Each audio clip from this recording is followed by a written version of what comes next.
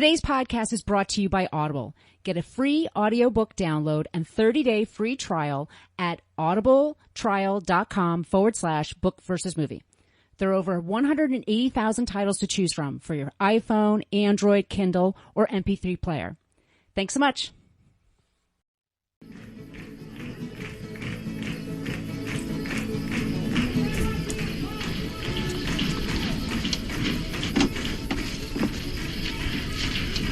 Well, ain't no sense in walking when you can ride. Come on. I ain't getting in that thing. You ain't never rode in a car before, have you? I ain't no car. Looks like something from Mars. Mars? Gal, what the hell do you know about Mars anyway? I bet you ain't never been past the mouth of this holler. Come on now, get in this thing. I said I ain't getting in it, and I ain't. If you like it so much, you can walk it home. Oh, Lord, them pies ain't the only thing salty about you, are they? Wait a minute. Wait, we'll walk it then. Wait. Hello, and welcome to Book versus Movie. This is the podcast where we read books that have been adapted into movies, and then we try to decide which we like better, the book or the movie. I am Margot P. of coloniabook.com, and this is my good friend and co-host, Margot D. of Brooklyn Fitchick. Hi, everyone. So, if you're new, Yes. or perhaps listening to this in the future, we are recording this during the great quarantine of 2020. I, Margot P., am in San Diego, and Margot D. is in Brooklyn, and we've been inside for quite a while now. And it's pouring rain in San Diego, so all my family is also indoors in our small house. In fact, I think my husband is taking a virtual exercise class in our living room right now via Zoom. So there may be some background things that come up, but we're very, very glad that you joined us. We hope that you are safe and healthy and well wherever you are listening to us. And we have been trying to crank out a new episode every week during the quarantine. So this is our latest one. Yeah, we've been just sticking to either short stories or novellas, or quite frankly, something we know we can kind of dive through pretty quickly, because what we do is we read the book, read about the author, and then we watch the movie, and then we try to decide which we like better, but we try to do a little bit of research and stuff like that. So right now we're just picking shorter, quicker things, or autobiographies, because those you and I usually can just kind of dive through pretty quickly. And yes, I am based in Brooklyn, and both Margot and I at this time, well, for a long time, we've both been living near hospitals, and normally that doesn't matter, but during this kind of a time, occasionally we might have to mute the mic for a sec because of sirens, or the kid upstairs from me has the zoomies every once in a while, and I can kind of hear him. So guys, please just be understanding, like we're bringing this to you because we love the show. And we want to thank Chris, by the way, in our Facebook group, because he's the one who suggested the book and movie that we're doing today. But I guess this is a good opportunity for me to talk about social media. Yes, please do. Okay, so you can find us. We have a basic Facebook page. Be sure to like that, because we leave all the episodes there. But we have a Facebook group, and what you do is you go into Facebook and you type in Book vs. Movie Podcast Group, and we do much more. We're much more interactive there. We have discussions about current episodes and future episodes, and just news going on in the book world and the library world and stuff like that. It's just a nice place to talk about books and movies, so be sure to join if you're interested in that. We're on Twitter at Book versus Movie. You spell out book versus a movie. We have an Instagram page, Book versus Movie Podcast. We have an email. It's book versus movie podcast, spelled it all out, at gmail.com. We have stickers. If y'all want some stickers, I go for a walk every day and I go to a different mailbox. I've got my different mailboxes about 1.5 miles from my apartment. I've figured them all out, so I will drop them in the mail for you guys. And what else can I tell them about, Margot? I guess the Patreon page. Indeed, yes. We also have a Patreon page. We just started it last year. We have a $1, $3, and $5 level. And if it's just if you want to throw a few bucks in our direction just to help us keep the podcast going, we have over 50 episodes. We've been on the air for, it's going to be 6 years in the fall, Margot. It's 5.5 years now. And it's so crazy. Isn't that insane? We have over 50 episodes there. So if you are interested, you can listen to back episodes and stuff like that. So once again, that's patreon.com/book versus movie. So today's special brand new episode was so much fun. Let me just say, Mhm. we are doing Coal Miner's Daughter, which Which I've never read. I'd never read it before. Had you? No, I didn't know that it was a book first. So I got very excited when Chris said, "Oh, did you guys know that this was an autobiography and it's also on Kindle?" And I think you and I instantly at the same time bought the Kindle book at the same Like, oh, time. am I buying this? Yeah. So this is a movie that came out 40 years ago, which I can't believe. It came out in Oh my 19. gosh, I'm just so old. I feel incredibly old. Margo and I are old. We are Gen Xers. When this movie came out in 1980, it was a big hit and it won a lot of awards. It was a big deal at the Academy Awards. And I could tell, I remember this from the 80s. I don't know about you, but it was on TNT or TBS all the time. It was always on TV. Always. Yes, it was constantly on TV. I think it's I just, don't know what the licensing deal was Yeah. or something, but yeah. it was always on there. So it's like, I think it's like a generation of us like grew up with this movie or it's just a part of our DNA, but it was on all the time. So I didn't realize it was based on a book. So I was very excited when Chris and the podcast, Facebook group, said that we should be covering it because I'm just super excited about it. And her birthday, by the way, Loretta Lynn is our author and our subject today. Her birthday is April 14th. So that's next week. She will be 88 years old. It's amazing. Yeah. Yeah, and okay. So I don't even know how many times I've seen this movie I don't either. because for what Margo just said. I mean, so many times. Yeah, I also had never. I'm surprised in retrospect, having seen it so many times, that I never even it. Even though it says right in the beginning that it's based on a book, Yeah. it never sunk into me that it's based on a book. And so or either that, or sometimes you see a biopic. Do we say biopic or do we say biopic? Biopic. You see a biopic, and the bios aren't always that amazing. You know, Mhm. we were just talking before we came on the air, like instances where the movie is better than the book. Sometimes when it's a biopic, a biopic, the movie can be better than the book because not all autobiographies are fabulous. I like autobiographies. I've read a lot of really crappy ones, Mhm. and I think I just kind of thought this one maybe so great, and I just have never read it before, and it's short. It's not that long of a read, Mm-mm. but I loved it. I did too. It was so good. It was like my treat to myself every night. I would go to bed early. Yes. I know. And I would just pick it up. And it's like she's just telling you her story. And especially if you've seen this movie as many times as you and I have, and I've just seen her on television over the years, and I've always had a fondness for her.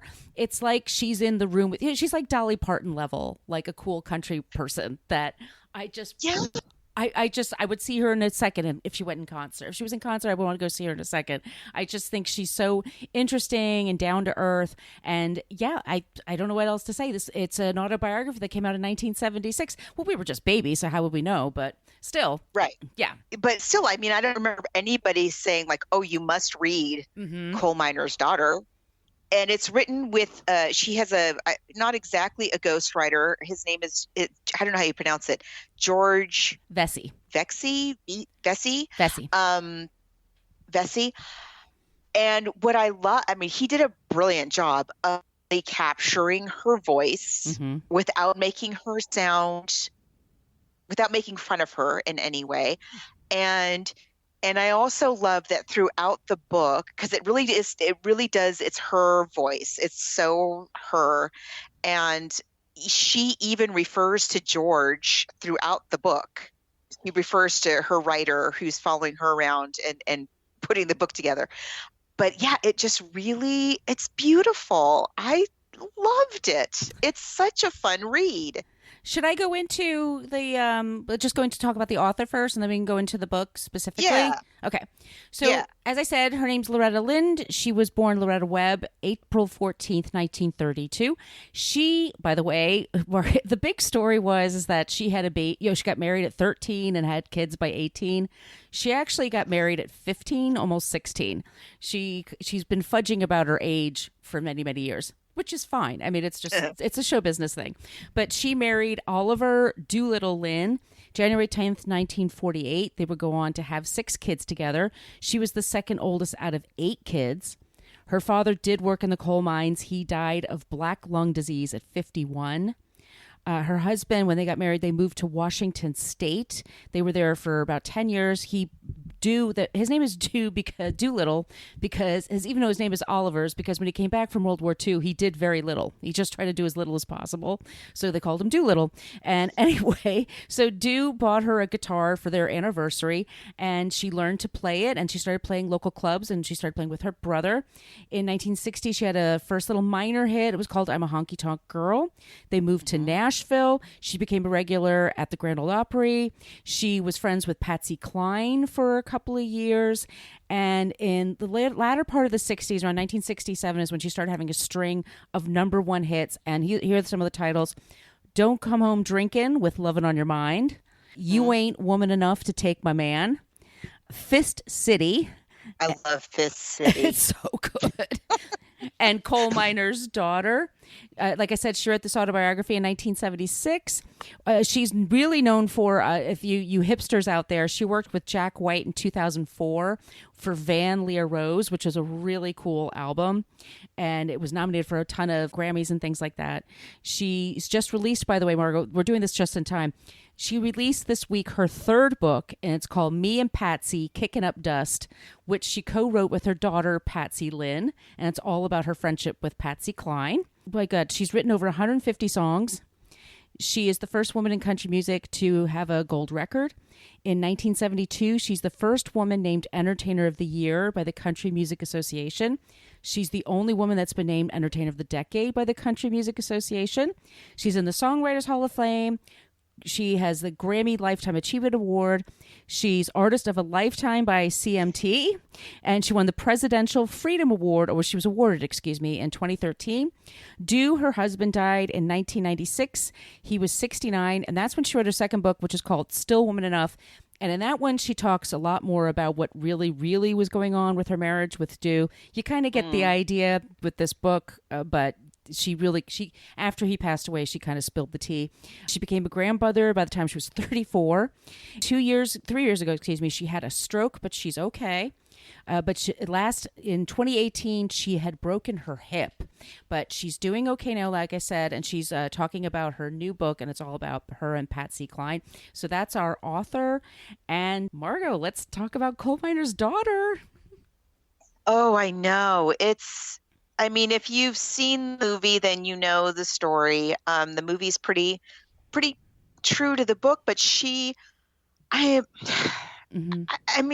main thing about the book is just, and the thing about her always is that she is just herself. She always is just lays it all out, is always completely down to earth, and is, just really straightforward about her views about things and her, I don't know what else to say. It's just, she's so genuine and never, like there was this story, the story that she tells about when she was talking to Patton, remember? Like she's at the White House at a luncheon. Pat Nixon, did you say? Yeah, Pat Nixon. Okay. And she asks Pat, like she asked Pat why the president didn't release this one, it was about the Vietnam War anyway, but she's just really straight talking and still is. And people feel like they know her, and she just writes about her life. And I love this book. It's just wonderful. I was surprised. There's a few things that you don't hear about in the movie. They kind of stick to the highlights. One of them being, for me, is like, and she doesn't like to say that she is. She kind of says like, "Oh, I'm not a feminist, and feminism bores me and stuff." But she's very open about. She really is. But she really is. Sorry, I don't know. Yeah. I don't know if you're the first time hearing this. Sorry, but you are. In the 1970s, she was very vocal about being pro-choice, and she wrote a book. She wrote a song, about the pill, and that was all about good for you, women. Have a baby when you want to have a baby. Don't have one just because you just got married and you just had sex for the first time in your life and you don't know how to figure things out. She was very open about that. Also she was very sickly, and I didn't realize how bad it was. But did she have breast cancer, or she had all these tumors? She did. She had, I don't think she had cancer, but it sounds to me like she had a couple of serious breast tumors. That she had several things that were health issues that she struggled with always. She and her father both struggled with migraines and high blood pressure. Her father, he had black lung disease, but he also had high blood, he had a stroke. And so she kind of seems to have had many of his same ailments. And she, especially living life on the road, is so stressful. And she was saying that, she had trouble keeping weight on because she would just get stressed and not eat and was running herself ragged. And it's kind of amazing that she didn't get into any kind of serious addiction issues, really. She, with all of her various things that she struggled with. But yeah, she's very open about her health and remarkably open about her marriage. I mean, I know later on she goes into more detail, but she's still, pretty frank.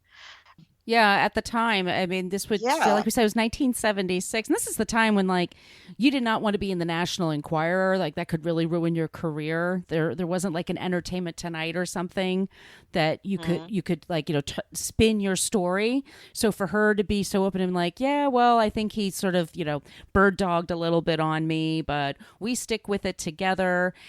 She did marry him a month after meeting him. She was just a teenager, and he just kind of talked her parents into it and took her away, and she immediately had kids. She had no idea.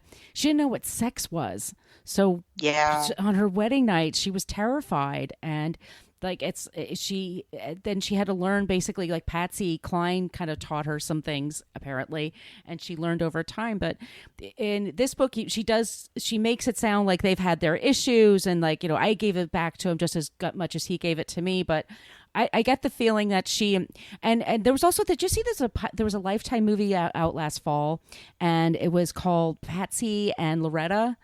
It was and it was with Megan Hilty and Jesse Mueller, who played Carole King on Broadway. And I get the feeling like they both were married to very volatile men, and that was but also being incredibly talented women. And ahead of their time, and she really credits Patsy with saying to her, this is how you talk to business people. This is how you talk to men in the music business. If they try to pinch you, this is how you handle it. And she had this ally.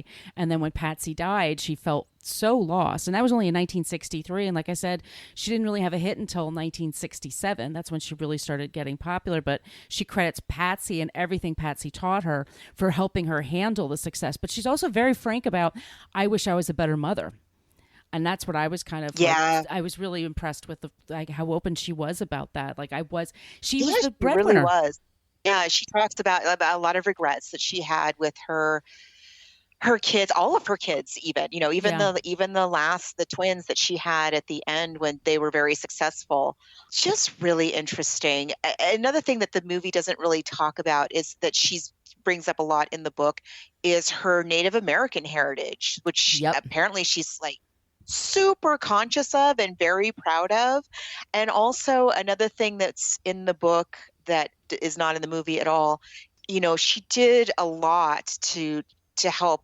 She did a lot of kind of philanthropic work and benefits and things like that for a lot of causes that she believes in.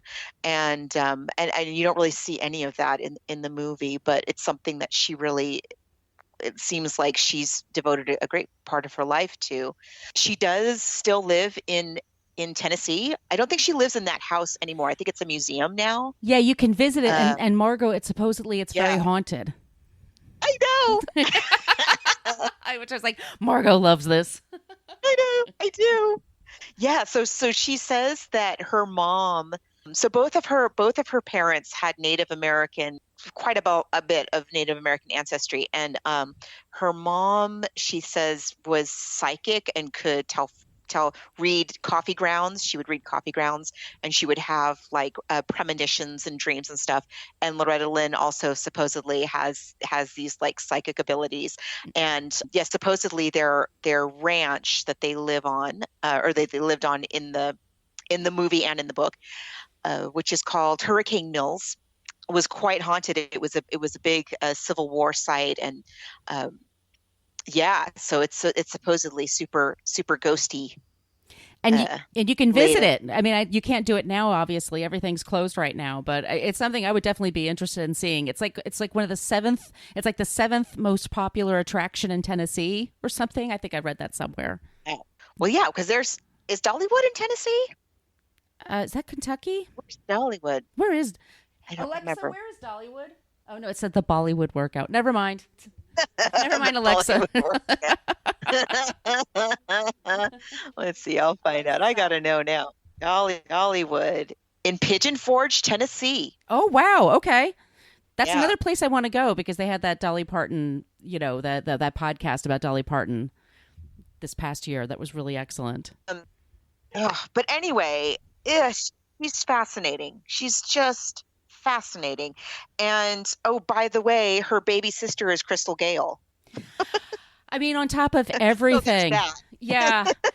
She goes into and at the end of the book, she talks about, we were talking about her regrets with her life. And then she talks about each of her, and I love the fact she gave each of her kids, you know, she gave them some space and talked about them.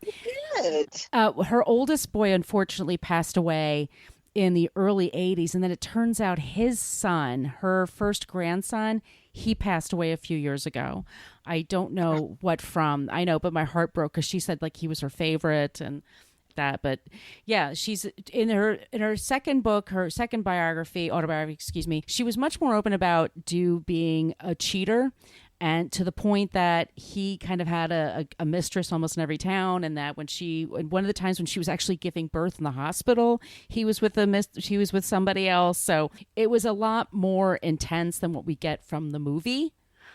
But you know, she was young when she married him, and you know, he was the reason she got a guitar. He was the reason that she went on stage in the first place. She didn't want to do it. So she's very conflicted because, yes, it was a very toxic relationship in many ways, but in many ways, it was the reason they were able to live the life that they did.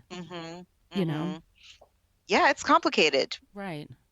Yeah. You see this in the movie, but in the book, she goes into more detail how in the very beginning, when she was pregnant, and I think he knew that she was pregnant when he sends her back to her parents. In the movie, I don't think he supposedly doesn't know, but I think he actually did know. And she says that he had this girlfriend that he wanted to get back with, and so he sent her back to her parents. So yeah, it's but then again, and then she also says, you know, that he, especially with their youngest, the twins, at the very youngest of their kids, that he was really a great father and really there for their children. And, you know, he really raised the 2 girls and had really close relationships with them. So yeah, it's very complex. Yeah. But it's a great book. Yeah. I liked that too, that she devoted a good amount of time to each one of her children about like what was special about them. And yeah, I thought that was really nice too. So should we pivot to the movie? Yeah. Okay, I'm going to play the trailer. This is the original trailer. It's 3 minutes, but it's long. It's long, but it's a good one. So we'll play that right now.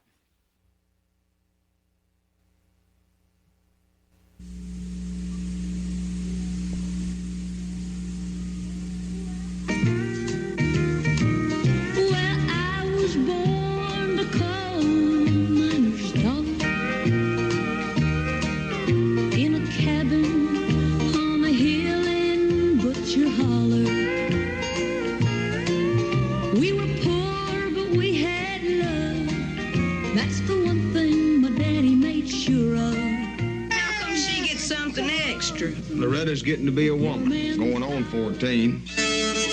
You know, the first time I ever seen you, I said me and that little old gal's gonna get together.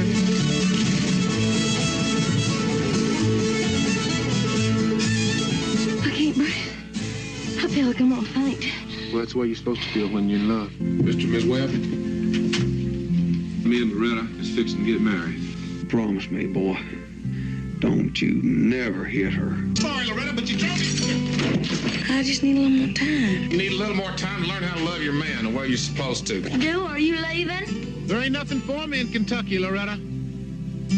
Except a chest full of coal dust and being an old man time I'm 40. I'm gonna have a baby.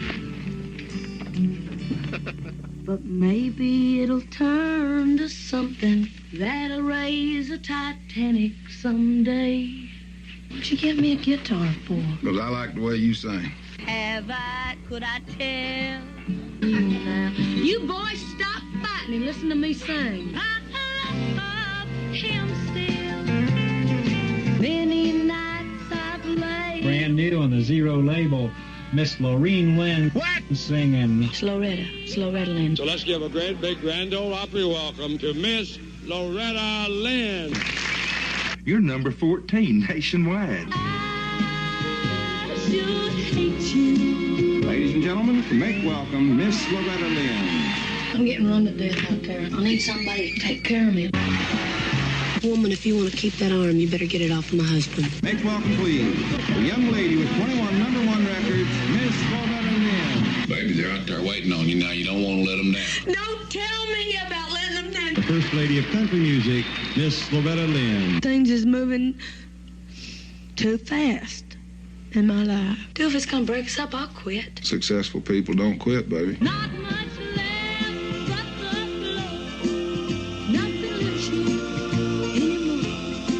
Except the memories of the coal miner's daughter.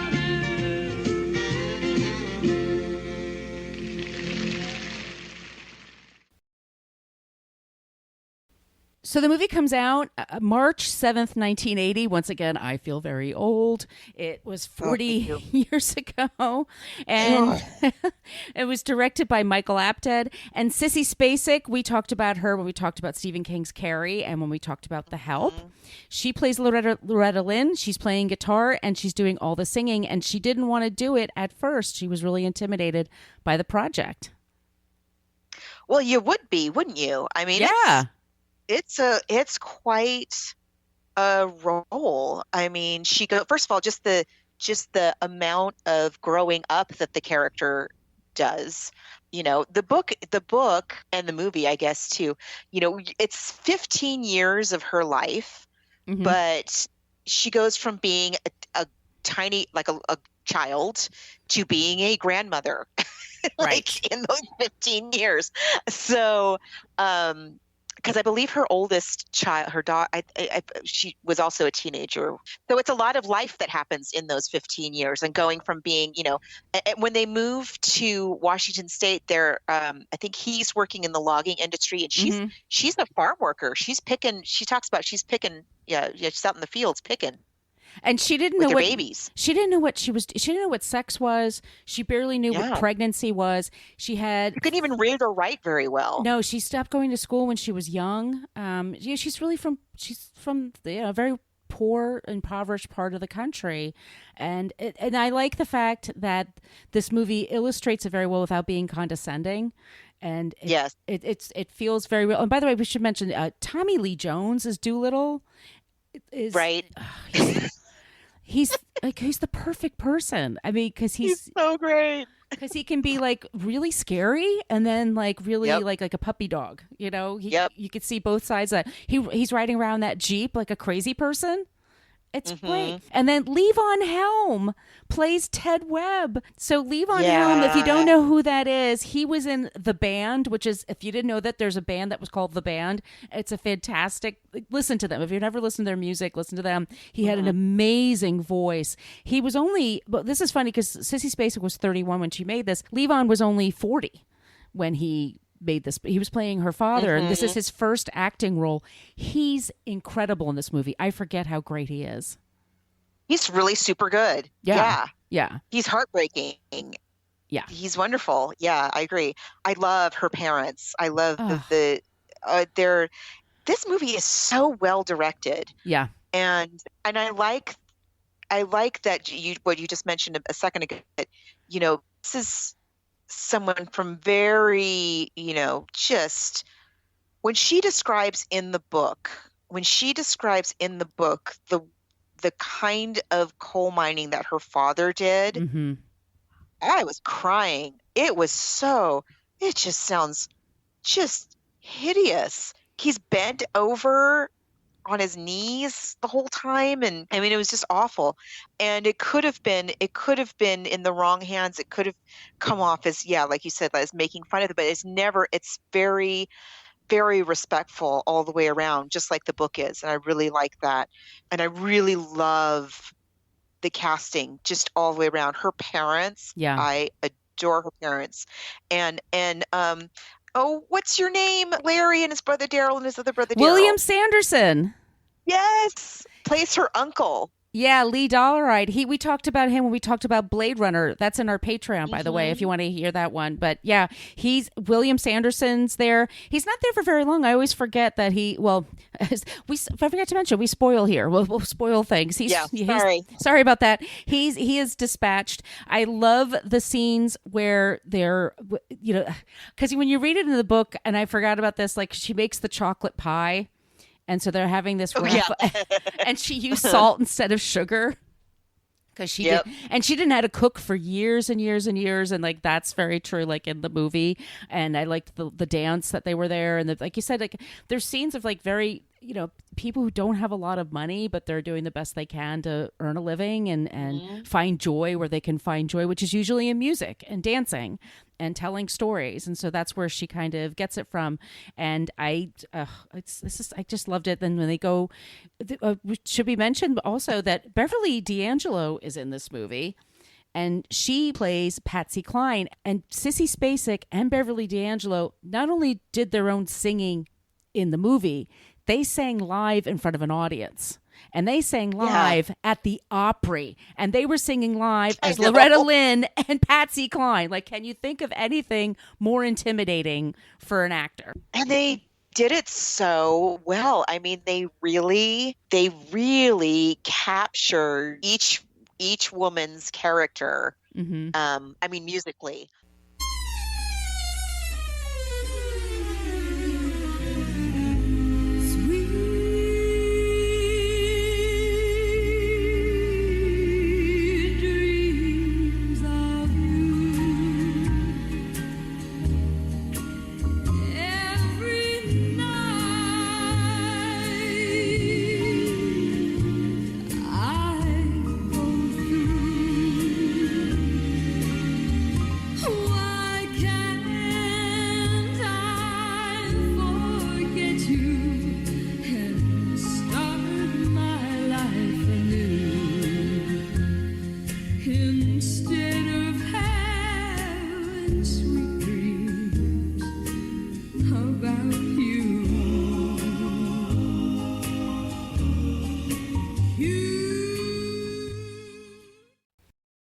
So well, it's amazing that they were able to do that. I love Beverly D'Angelo as Patsy Cline.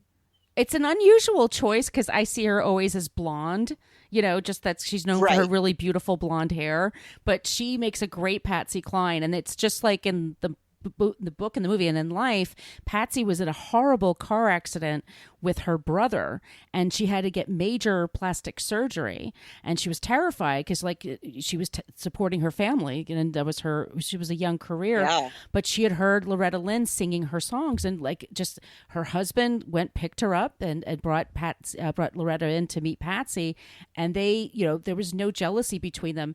And Loretta got, and I love how she mentions in the book, like, people said I slept around, that's why I was on the Opry all the time, and she calls people out on their. That's a great story that they don't have in the movie, is that there were these women that were trying to get the rumor around that Loretta Lynn was sleeping her way into the Grand Ole Opry, and they put it on a party line, and then Patsy Cline was on the party line, and she goes, "Oh, let's all talk about this." And then Patsy gave Loretta a really great dress, and they showed up together in front of these women, and then they were like, "Oh shit!" And Patsy was basically saying, "Don't mess with her. She's with me." And anyway, their relationship and their friendship was super, super important. It was helping her get confidence. But, just like they said, they mentioned this book and they show in the movie and in life, like Dew was also always trying to control her, and he helped create her, but then it got away from him because she became famous and she became and was also confident.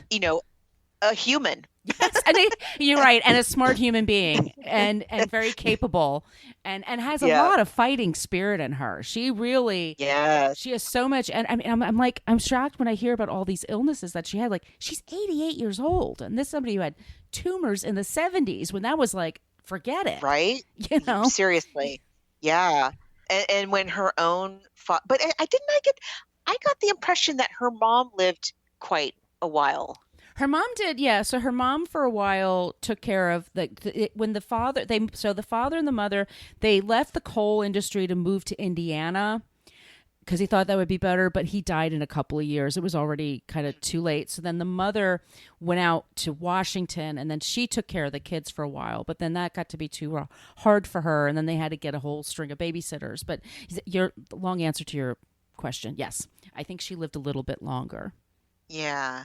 It's such a remarkable life, and I just love this movie. I think the art direction is great. Mm-hmm. The scenery is, the cinematography is so well done. Like, those beautiful mountains and the darkness of the coal mine and the vastness of the road when they're on the road. And, like when they get to the Opry and she looks up and it's like towering over her that first time she sees it. It's just beautifully shot. When they're singing, I love when she and Patsy are singing in the rain at the county fair. Oh my God, I love that shot. Because I just sit there, I'm like, oh my, they are such troopers with all that hair and that. And by the way, the hair and makeup in this movie is, Sissy Spacek's hair, the wigs, whatever they put on her are amazing.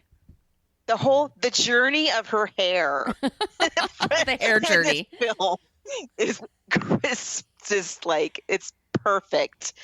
I just love it. I love this movie so much. But having read the book for the first time, I loved this book. I know. It was really, I couldn't put it down. It was so fun to read. And I want to read her other books now. And I don't think that I can give a fair call about book versus movie because, like you mentioned, I've seen this movie so many times and love it. And I've only read the book just this one time in this last week. So I want to say movie, but that's not really fair because I've seen the movie a gazillion times and I've only read the book once. Did I mention, by the way, that it was nominated for several Academy Awards, Best Picture, Best Writing, Cinematography, Sound, and Editing. And Sissy Spacek is the one who won the Oscar that year. And I put a clip in the Facebook group, and there was Goldie Hawn was up there for Private Benjamin. Like, there's all these like incredible actresses. Yeah. But I wanted to read something to you because one of our members of our Facebook group met Sissy Spacek. And yes, let me look it up. Hold on. Okay, here it is. Oh, so this comes from Jane in the Facebook group. She said when she's singing the Titanic to her kids. I was in a little town in Russia several years ago and sang this at dinner. Everyone sings or plays an instrument during dinner. Years later, Sissy Spacek did a book signing talk in D.C. and I told her this story. Her face lit up. She took my hand and talked to me for several minutes. She was so kind and genuine. I've also seen Loretta Lynn twice in concert, and she's still touring. So thank you, Jane, for sharing that story. I mean, I can't imagine meeting Sissy Spacek. I think I'd be totally tongue-tied. I probably would too. I just love her. Yeah. So yeah, so good. I'm the same as you, Margot. So I'm kind of caught in between. I'm going to call it a tie, but I think I'm going to get that book, the Patsy book that she's writing, that she's promoting right now. It's, by the way, I looked it up. It's on Audible, and Audible has a bunch of stuff that's free right now. You guys should check it out. But if you want to sign up for their service and get a free month, go to audibletrial.com/book versus movie. This is on there, and it's Patsy Lynn that's reading it, but she sounds just like her mom. And let me just look up the title of that again. Yeah, she's one of the twins. Yes. It's called... Yeah, Peggy and Patsy. So the book is called Me and Patsy Kicking Up Dust. So that's the Loretta Lynn book that's out right now, and it's available on Audible. And yeah, for Book versus Movie, I think it's a tie. And I really want to get her second book now, the one that she wrote right after Dew passed away. I kind of really need to know now everything. Yeah, I right? know. She's so interesting. Me too. Yeah. So what are we doing next? We had a request from our mutual friend, Brandy. And she mentioned Matilda. Matilda. I know. It's Roald Dahl. I think it's one of her daughter's favorites. It's very easy to get the book and the movie. So we had that. We have a couple of other ideas. The Secret Life of Walter Mitty. That's a super short story. Mm-hmm. And then another one I thought that was interesting, and we could all be doing all these, you guys, so just don't worry. Tuck Everlasting. Yeah, it may be a while. Yeah, we might be doing this for a while. Okay. And Tuck Everlasting, which I've never heard of before, but I started looking it up, and that looked interesting too. And that's, I think, another YA book. But so those are like the biggest contenders right now. Okay. What was the middle one? The Secret Life of Walter Mitty. Walter Mitty. Which I've never read and I've never seen. Oh, you've never seen it? Never. And there's a new one that has Ben Stiller. Ben Stiller. Yeah. Yes. But I think it would be fun to do the old one with Danny Kaye. It's available. Okay, let's do that one. Okay, we'll do that one. And then we'll do one. Matilda. Okay, good. We have that on there. All right. And also, I forgot to mention, you guys, if you leave us a 5-star review in iTunes, we'll mention on the air. And I wanted to give a special shout out to Caravan Boy. Has been a fan for many, many years of ours. They're from Texas. And they actually requested His Girl Friday, which is available in paperback, but it's not available on Kindle. So it's kind of... Oh, no. I know. We're kind of... Yeah. Especially the way things are right now. Stuck. Yeah, we're kind of stuck that way. Under normal times... that would be great. In normal times, if something's only available like in paperback, we could order it from Amazon, and you're getting it from the library, or you get the library. But if you were to get it from Amazon, it could take a week or it could take a month, because it just depends on these little bookstores that sell them when they have time to put the order through. Where the way things are right now, it's got to be available digitally. So we have to be able to get it quickly, because we just don't know. So that's the way it's going to have to be. All right. So that was from Thaddeus, our super fan. So The Secret Life of Walter Mitty, and you can watch the newer one if you want, but we're going to talk about the Danny Kaye version instead. Right. Okay. Yes. That's next week. So that's and it's only like a 15-page book, you guys. It's really quick to go through. So that is short. Yeah. So Margot, where can they find you? You can find me on the internet at coloniabook.com, and all of my social media callouts are at She's Nacho Mama. And where can they find you? You can find me on social media at Brooklyn Fitchick. That's for Facebook, Twitter, and Instagram. I'm mostly active, though, on Twitter and Instagram. And my blog is brooklynfitchick.com. And I guess we'll be back in a couple of weeks, you guys, with The Secret Life of Walter Mitty. Sing for us. Oh, she's going to do a song that she wrote herself called Honky Tonk Girl. And, honey, what key is it in? Oh, y'all just go right and play along, and she'll follow you just fine. Go ahead and y'all just play. She does talk, don't she, partner? I mean, generally, people that can sing can talk. Oh, she talk up storm, she feels like. All right. Y'all settle down here now. Be quiet, darling. Come over here and sit on my knee. You'll have a lot better view. Boys, sit up here now. Sit up big. Listen to your mama. All right, tape is rolling. We're ready. Let's go for take one. Thank you so much for listening to the Book versus Movie podcast. We are a part of the Electronic Media Collective. We follow the hashtags Podern Family and Lady Pod Squad. And we record all of our shows on the Zoom Handy H4n, donated to us by our friend Nick at the Dependent Independent Podcast. We were poor, but we had love. That's the one thing that Daddy made sure shovel coal to make a poor man's dollar.